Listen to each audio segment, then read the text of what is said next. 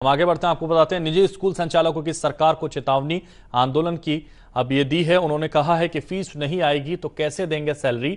4 महीने से बंद हैं स्कूल। शिक्षा मंत्री के आदेशों का कर रहे हैं विरोध। लगातार वो विरोध कर रहे हैं। अब कैसे शिक्षकों को सैलरी दी जाएगी जब स्कूल ही नहीं खुलेंगे, उनका सवाल खड़ा हो गया है। यहां आंदोलन की चेतावनी दी जा रही है सरकार को। जिस तरीके से स्कूल नहीं खुल रहे उसी वजह से अब पैसे नहीं आ रहे तो वो कैसे शिक्षकों को सैलरी देंगे, इसको लेकर वो सवाल उठा रहे हैं, आंदोलन की मांग कर रहे हैं।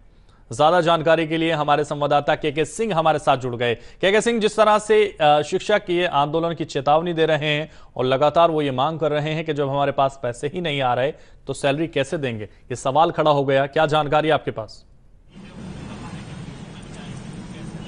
जी देखिए, मैं आपको बताना चाहूंगा कि बीकानेर सहित पूरे राजस्थान भर में शिक्षा बचाओ जो संयुक्त संघर्ष समिति है उसके द्वारा एक आंदोलन छेड़ने की घोषणा की गई है बीकानेर में, जो कि मुख्य समन्वयक हेमलता शर्मा और उनके जो सहयोगी हैं उनके द्वारा ये घोषणा की गई है बीकानेर में। और अब ये माना जा सकता है कि बीकानेर सहित पूरी जगहों पर अब ये कार्यक्रम होना है। और जगह जगह इन लोगों का एक कहना है कि राजस्थान के शिक्षा मंत्री का एक बड़ा आदेश था कि पढ़ाई नहीं तो शिक्षा नहीं, पढ़ाई नहीं तो आपको फीस कैसे मिलेगी, इसलिए अभिभावकों को मना किया गया। उसी का विरोध ये लोग करते आ रहे हैं। और अब इन लोगों का कहना है कि यदि हम लोगों को फीस नहीं मिलती है तो हम लोग किस तरह से ये काम एक तरह से स्टाफ को सैलरी दे पाएंगे। हमारे साथ तमाम लोग हैं पेपा से जुड़े हुए और शिक्षण इस बचाओ समिति से लोगों से बात करेंगे। गिरिराज से हम, गिरिराज जी आप परिचय दें अपना। मैं गिरिराज खरीवाल, मुख्य संयोजक स्कूल शिक्षा बचाओ संयुक्त संघर्ष समिति राजस्थान जी। हमारे सभी संगठन एक प्लेटफॉर्म पे आ चुके हैं और आज जिस तरह से माननीय शिक्षा मंत्री ने बयान दिया था कि जब तक कोई सिलेबस नहीं है, ये नहीं है, वो नहीं है, तो काहे की पढ़ाई, काहे की फीस। इस बयान के बाद जो सक्षम अभिभावक थे, जो कुछ समय 25-30% लोग शुल्क दे रहे थे ऑनलाइन पढ़ाई के एवज में, या जो पिछली फीस थी हमारी, जो गत सत्र की फीस थी, वो भी जो अभिभावक धीरे धीरे दे रहे थे, वो सब आनी बंद हो गई है। एक प्रकार से हम लोग बिल्कुल तरस रहे हैं फीस को। और हमारे 11 लाख कर्मचारी और संचालक मिलके अब ऐसी स्थिति में आ गए हैं कि हम लाले पड़ने वाले हैं। दूसरी बात यह है कि अभिभावक एक साथ 6 महीने की फीस कैसे देगा, अभिभावक की भी मंत्री ने नहीं सोची। तो हम चाहते हैं कि सरकार इस बात पर गौर करे और शिक्षा विभाग भी सोचे।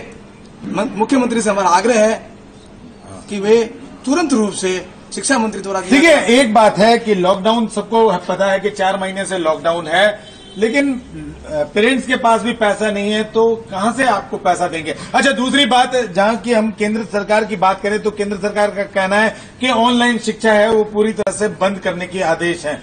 तो फिर कैसे? और कल तक आप ही लोग मोबाइल के लिए मना करते थे और आज आप लोग हैं जो इस तरह की शिक्षा को प्रोटेक्ट कर रहे हैं, क्या कहेंगे? सर, हमने मोबाइल की शिक्षा को प्रोत्साहन नहीं दिया है। ऑनलाइन शिक्षा का जरूरी नहीं है कि मोबाइल से हो, उसके लिए और भी गैजेट्स हैं, लेकिन चूंकि आम अभिभावक मोबाइल से ही पढ़ा सकता है। अब जब कोविड आया है, 100 साल में एक बार आया है, तो ये वैकल्पिक व्यवस्था की गई है। हम आज भी चाहते हैं कि बच्चा मोबाइल से दूर रहे, लेकिन पढ़ाई के लिए, सदुपयोग के लिए हमने कब मना किया था। सदुपयोग होना चाहिए और ये बहुत अच्छी व्यवस्था हुई है। बच्चा जुड़ा हुआ है, छोटी सी मिस्टेक होने पर भी उसके अभिभावक हमें कहते हैं कि आवाज कम आ रही है, कृपया आप मैडम आप दिख नहीं रहे हैं, सर आप दिख नहीं रहे हैं, और बच्चा हमसे क्वेश्चन भी करता है ऑनलाइन शिक्षा से। और MSRD जो कि मानव संसाधन विकास मंत्रालय है, वो केंद्र सरकार का।